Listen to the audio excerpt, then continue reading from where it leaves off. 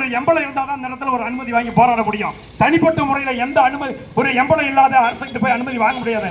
அதன் அடிப்படையில் மலைநாடு மக்கள் கட்சியை முன் வச்சு பேசிட்டு இருக்கோம். எங்களுக்கு கட்சி எல்லாம் அப்பாற்பட்டது.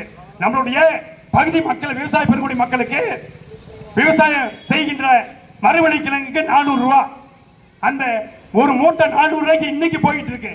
அந்த காட்டை கல்ல முள்ளெல்லாம் சீர்திருத்தம் பண்ணி செடி கொடி அகற்றம் பண்ணி அந்த காட்டை ஓட்டி அந்த காட்டை ஓட்டும் போது ஏதாவது விளைபொருளை வைக்கணும்னா அந்த மரவள்ளி கிழங்கே வைக்கணும்னா அடிவரம் கொடுக்கணும்.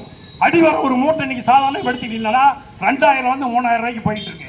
அது ஒரு ஏக்கராவுக்கு 3 மூட்டை போட்டாகணும். கணக்கு போடுங்க, 6000 ரூபா ஆச்சு. அந்த காட்டை ஓட்டுறதுக்கு ஒரு ஏக்கரை ஓட்டணும்னா 6000 செலவாகுது, 12000 ரூபா ஆச்சு.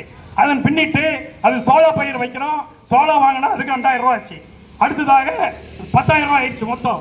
அடுத்தது களை எடுக்கணும், களை வெட்டுறதுக்கு கூலி கொடுக்கணும், கூலி கொடுக்கறதுக்கு ஒரு ஏக்கராவுக்கு 5000 ஆயிருது.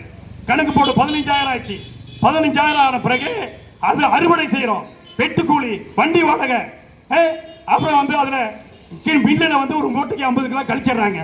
இதெல்லாம் போக ஒரு மூட்டைக்கு 400 ரூபாங்கிற அடிப்படையில் வச்சுக்கிட்டோம்னா ஒரு டன் என்ன ஆச்சு 4000 தான். ஒரு 4000 வச்சு ஒரு ஏக்கர்